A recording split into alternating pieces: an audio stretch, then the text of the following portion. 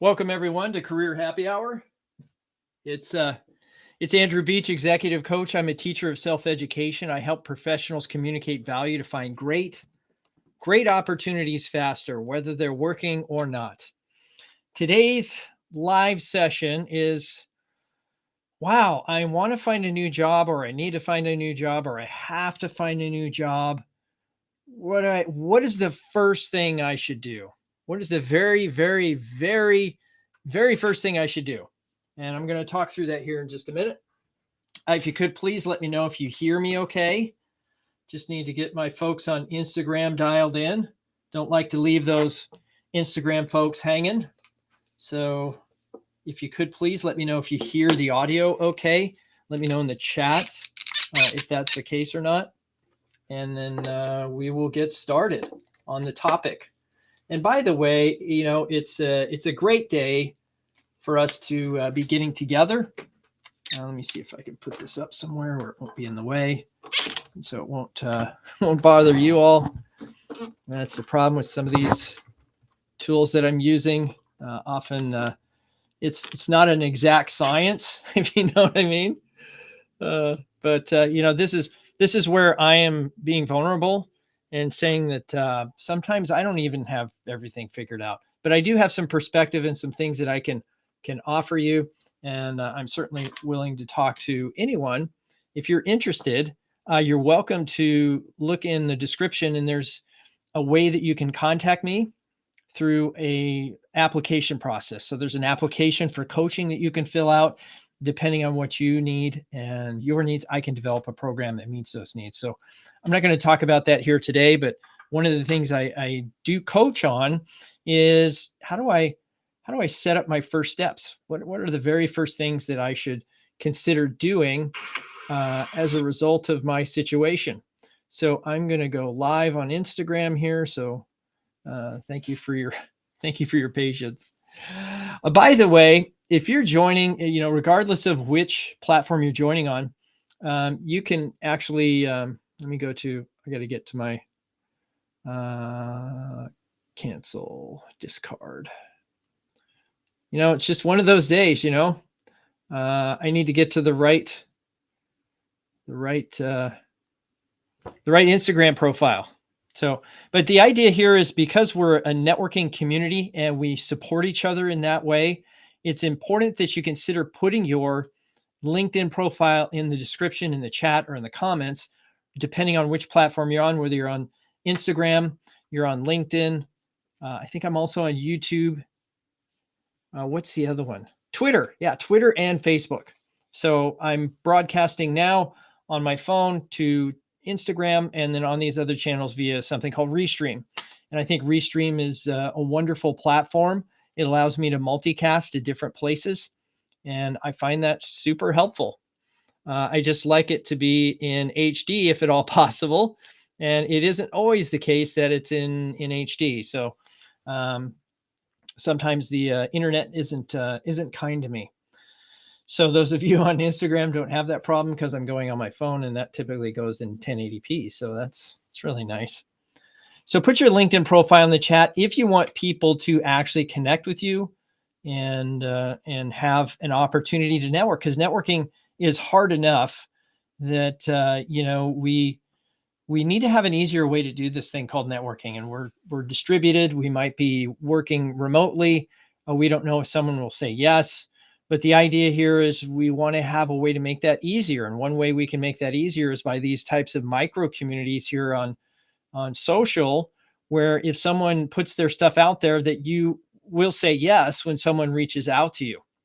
So please share your LinkedIn profile if you can, because that's where most professionals are hanging out, and you can connect with people that way. So I would suggest if you're on some of these other platforms, maybe you come back to the broadcast that you see here on LinkedIn and go to my profile, and you can have an opportunity to see this broadcast and all the people that were involved in it. That said, one of the ways you can help us get a broader reach for our ideas, for our thoughts, for our community, is to share this broadcast. Now, you don't have to share using the share link below. You can. That's an easy way to do it. But the other way to do it, if you don't want someone to see it publicly, is you can share it using private messages. So grab a link to the session, or if there's a thought that you found helpful that someone else might also find helpful, send that to them in a private message or what have you. Perfectly acceptable to do that. That said, I'm also here to provide some live coaching, and that happens only if you put questions in the comments or the place where you're joining from. You have an opportunity to put that in the chat. Anything regarding career. That could be interviewing, planning, market planning, career mapping, negotiations, networking, personal branding, resume if you must. I have a strong opinion on resumes. I won't go into that here today, but if you want to get a different, unique perspective, just certainly put that question in the chat. I'll do my best to answer, because it's not uncommon. People get ghosted, or you don't know what's going on, or your candidacy seems to be in question. So know that those feelings are pretty normal, and I'm happy to provide you some unique perspective if you're not getting the answers you want from the sources you've already accessed. So that is it. Now, there is a link in the description if you want to use that link to access free coaching with me right now, literally on the stream. I know you can do that on Instagram. You can ask to join a duo or something like that. You can ask to join the stream, and I'll let you in, and we'll answer that question. And those folks on the other channels will only get maybe the audio. But if you come on through Restream, you're more than welcome to do so. You can access the link, and you'll have an opportunity to come into the back end of Restream. There's a private chat back there, by the way. So if you have a question that you don't want made public, or you don't want people to see you asked a question, just go in through this link that you see in the description, put in your name as anonymous, and just put a question in the private chat when you get in there, and you'll see it's a very basic interface, and there's typically a private chat down at the bottom left-hand side of the screen. So that's it. That's all I have in terms of housekeeping today. And the topic is, what is the first thing to do? What is the first thing that I would do, or should I do, or what I think about doing if I was in a position that I was wanting a new job, needing a new job, or had to find a new job? And believe it or not, it's not likely the answer you would expect. It's something that I thought about. I sold real estate for 13 years, and I follow quite a few of my former colleagues on Instagram and other channels, and people that I highly respect in that business. And it dawned on me that what I learned when I was doing that profession is something that directly corresponds to the activity of career development, getting a promotion, or in some way expanding your reach to get the right people's attention so that you can have an interview. And so the first thing I would do if I was in that situation was write a daily schedule. Write a daily schedule. And that may not sound sexy or even fun, but I would admit that it's not something I'm really good at, but it would be the first thing that I do. Is that it's the old Pareto principle. You get 80% of your results from 20% of your efforts, and that gets exponentially compounded the more you focus on it. So we know for a fact that 85%, roughly speaking, give or take, 85% of opportunities for career advancement or career realignment or career whatever come from networking. Now, some of us have, jaded thoughts about what networking is or what it isn't, and we can have that on a separate discussion, but we know this is a fact. And that means if I was to create a schedule for my job search or my career transition or my career development or my promotion, whatever I'm attempting to do, I would first draw up a schedule. Now, by schedule, I mean, and one of the benefits of actually being maybe unemployed or underemployed or what have you, is that you may have some time available to do these activities. And that means scheduling is easier, but it's not as easy to follow the schedule because you have a lot of idle time. And that unfortunately devolves into things that are not very productive. And so for me, the first thing I would put on my schedule in the day, outside of, now, I'm not talking about stuff that you do for your own enrichment, right? Like working out or getting a shower or eating, right? Those, yes, you should have time in your schedule for that. What I'm suggesting is work time, right? So if we're talking just about the hours that you would be working, just like if you were, they always say, job seeking is like having a job, like having a full-time job. And that is true. And so if that is true, then what does your full-time job in job search look like? And that means there's certain hours of the day that you can do certain activities based on the fact that that's when work gets done. That's what happens in business. And the first item that I put on my little notes here, I only put like 4 or 5 things here. So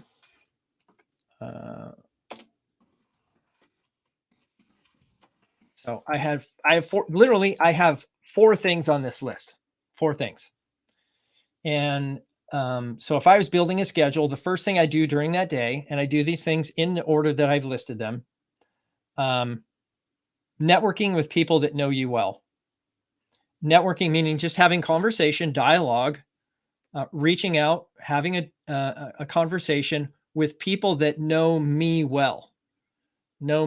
So that means I need to have enough awareness of people that know me well.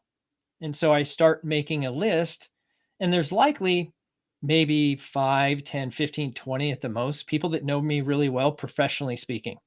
And so I could start thinking about the locus of contact that I've had with individuals over my career in the different positions I've held that I would put on that list, the people that know me well. Now you notice that is a very specific thing.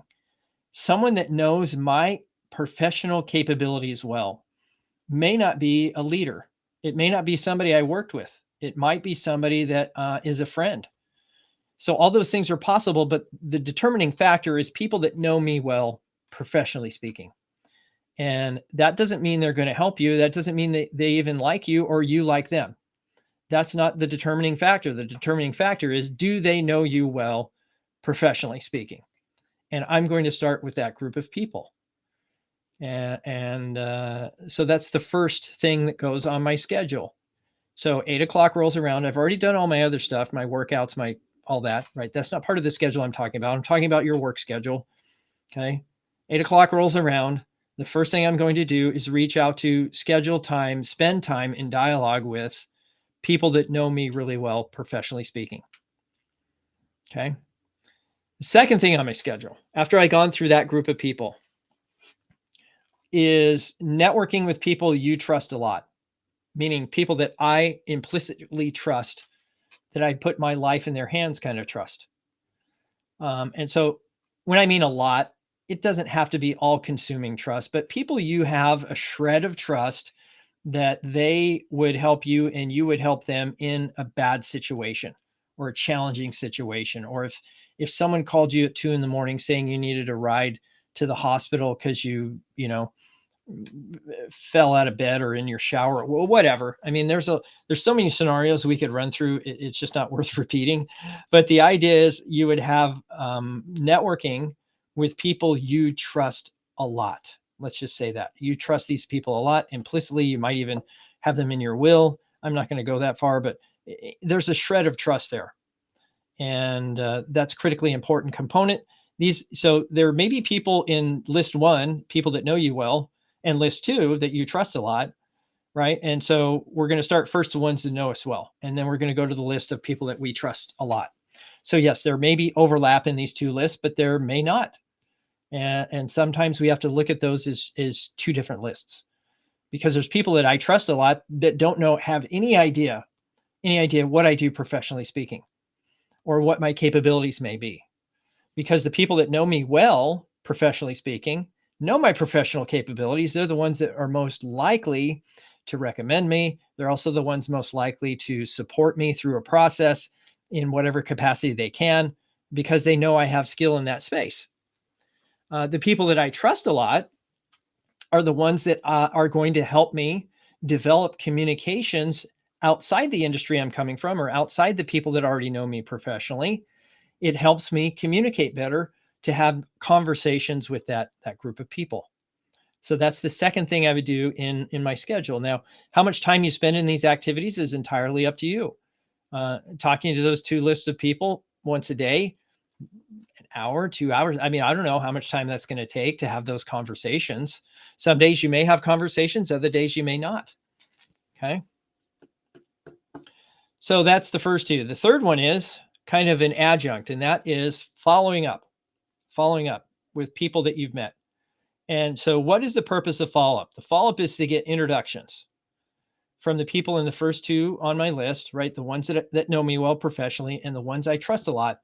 I'm looking for introductions from those people. And this is a follow-up process over time to keep people engaged in your process, whatever that might be. Now, that means that, hey, I might be reaching out to somebody that knows me really well, professionally speaking, and I feel like I'm wearing out my welcome. Well, it depends on your approach. And certainly we can talk about that if you have questions. But the idea here is just something as simple as reaching out to your list of people, letting them know what has happened since the last time you've talked, like which companies have you talked to, which groups of people have you approached, that sort of thing. Where have you had interviews potentially, whatever your status is, but now versus when you met them last. And the idea is you would want to see and tie that to a person or a group of people, or if you have tight enough relationships, a specific person by name, if you feel it's appropriate. And trust me, it isn't always appropriate to ask for somebody by name. The presupposition is that that's the only person they know that can help you. And that may not be the case. And it may not be even the best person or the strongest connection they have at an organization or in a position that you want to be in that would give you the opportunity to be successful.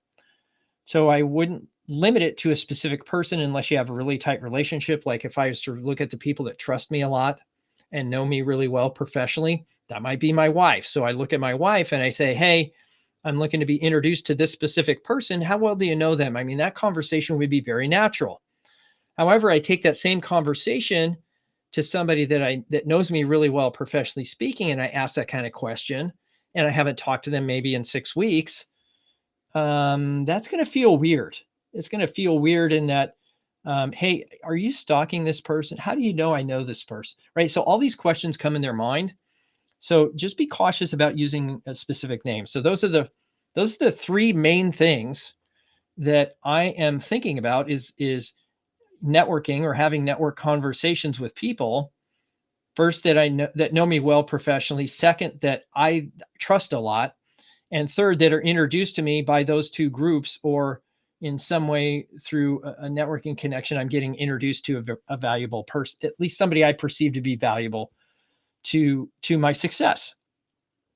And those are the three things that I would prioritize in my schedule at all times in that order. So let's say I'm talking to somebody and all of a sudden, an opportunity to meet with somebody that knows me really well, professionally speaking, comes up. And so by having these priorities, you have an opportunity to say no or yes to a certain situation based on how prioritized it is. And so this is part of the process of coaching that we help you with, is that we help you identify the activities and the steps and which ones take priority. And that may be something different than what you're doing now. And then you end up actually getting results. And so I find that super helpful. So those are the first three things in your schedule. Now, the rest of the day, in my opinion, is entirely up to you what you do with it, because you've spent probably, 2 or 3 hours in the morning, 8 to 11, doing these networking activities. That means 11 till you decide to quit for the day. Do whatever you want. Do whatever you want. Is that doing applications? Okay. Yeah. Do whatever you want. Is that following up in an interview? Yes. Do whatever you want. So the idea is we don't put the other activities in the morning, because that's ideally when we're not at our strongest. It's not when we're highest energy. And we let the day get away with from us when we start participating in activities that may not be helpful to us having success. And so part of that is recognizing that, yes, I could do applications all day long, and yes, I may find an opportunity, but that's a lot of work. That's a lot of administrative work for low return on investment. So most of the people that I've coached, they're looking for more strategic methods for doing things, not tactical. Making applications is strictly tactical. There's nothing strategic about it because you're up against large numbers of people who all may appear to have the same qualifications you do. So who are the people that actually get the interviews? The ones who are doing the first three things I just talked about.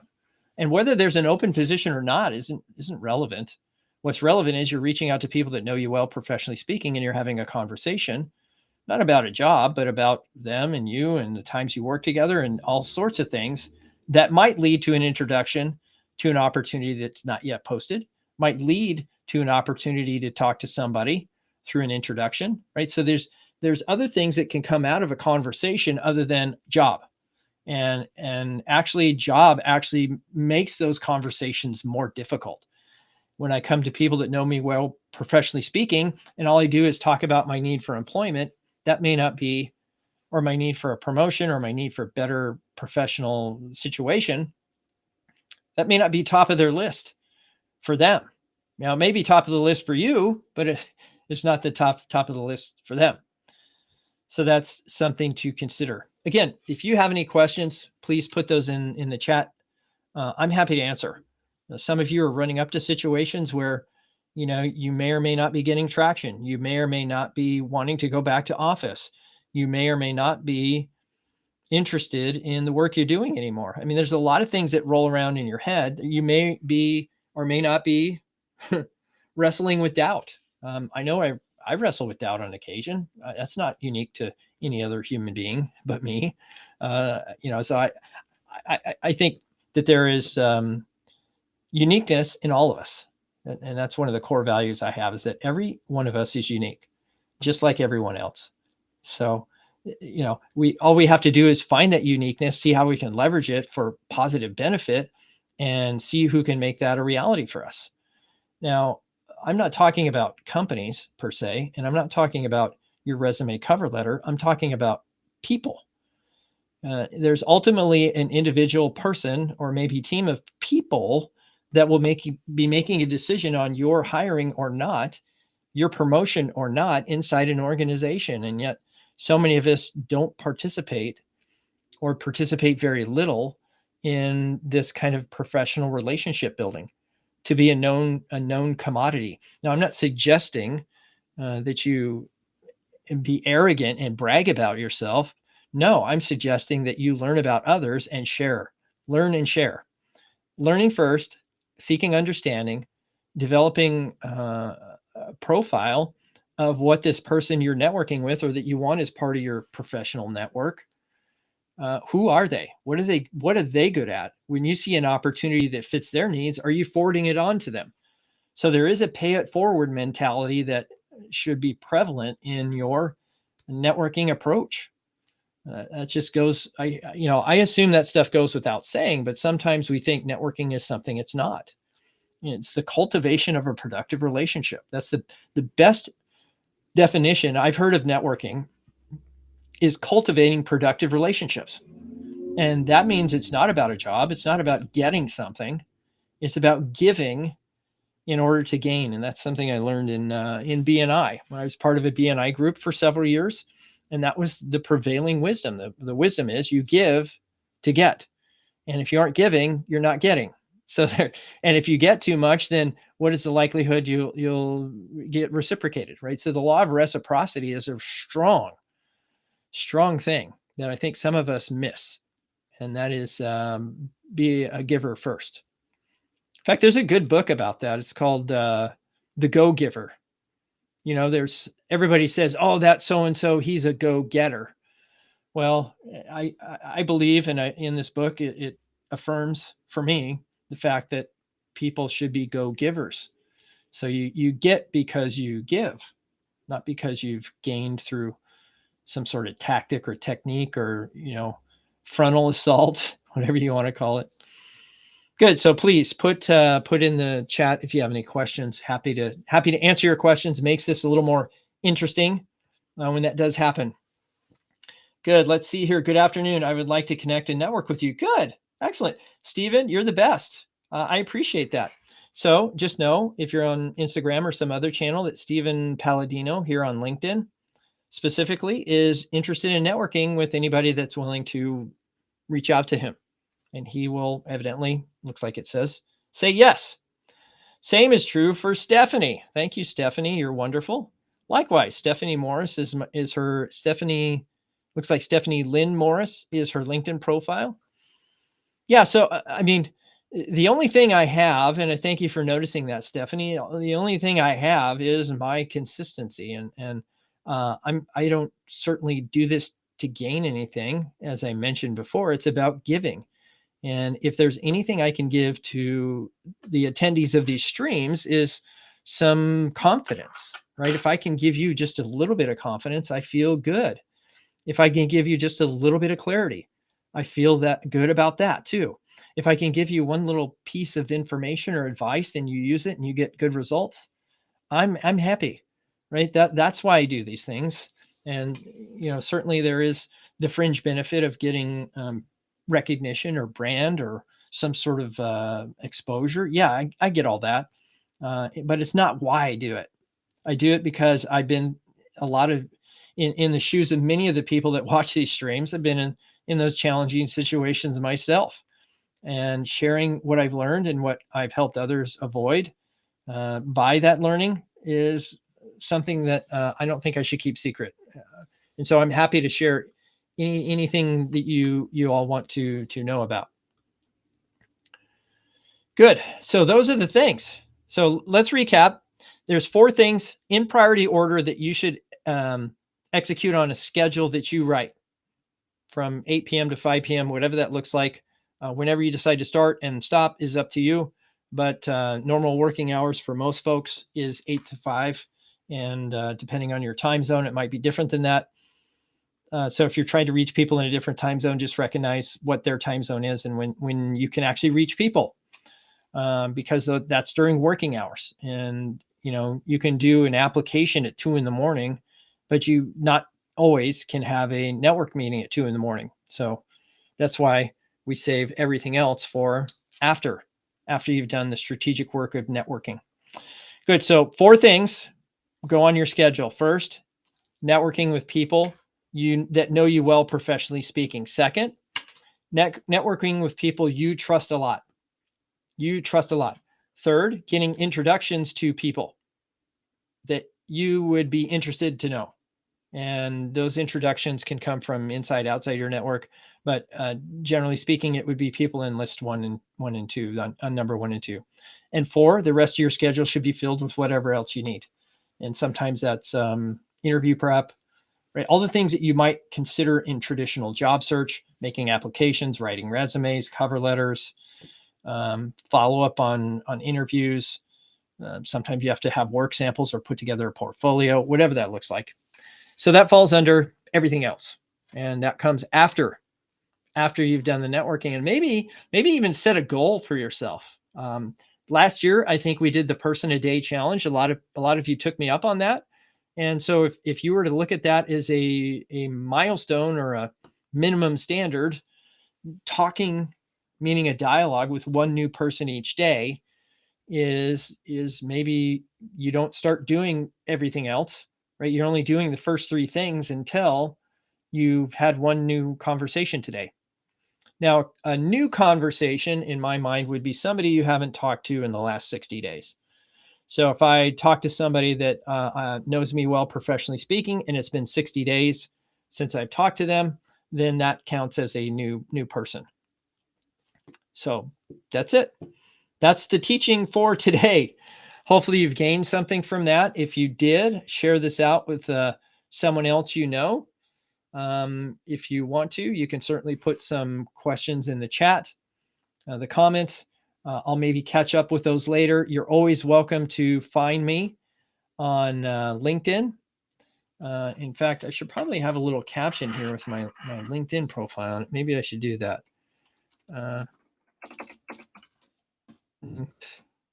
LinkedIn.com/in/branding dynamo. Okay, so there we go. There's my LinkedIn profile. I'll also put that in the chat on the other channels. This won't show up on LinkedIn. It'll show up on, looks like, Facebook and YouTube. And so those of you on LinkedIn already have my link because you're on my live stream.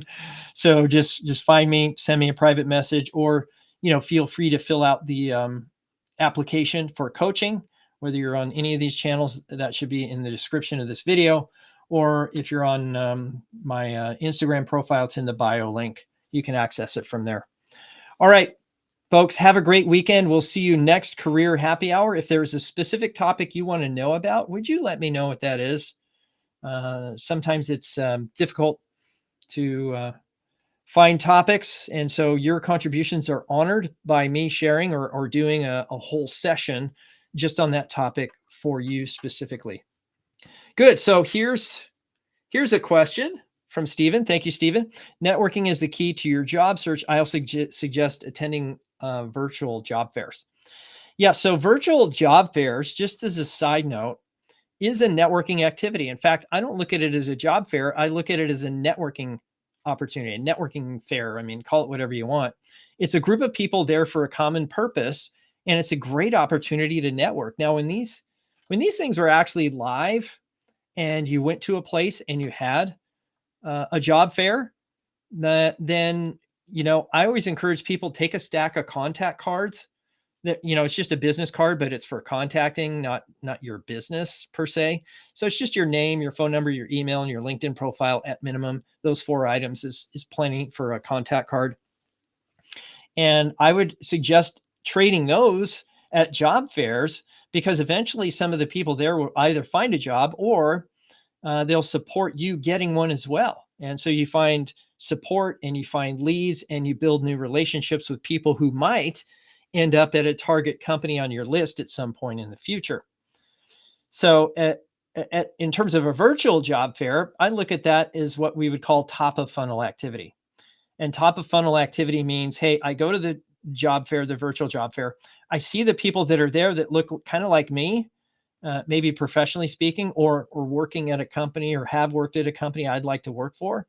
And I start reaching out to them individually. And so make that initial contact through the job fair, and then take that a step further and cultivate a productive relationship. That's the networking. Cultivate a productive relationship with this new person you met at a job fair, and see how you can help support their success, whether that's hiring new talent or helping a fellow job seeker find connections or make connections in your network. Giving is how you gain. Good. All right. Thanks for that contribution, Stephen. I don't see any other questions here, so I will call it a day, and we will see you next Friday for Career Happy Hour. Take care, everybody. Bye now.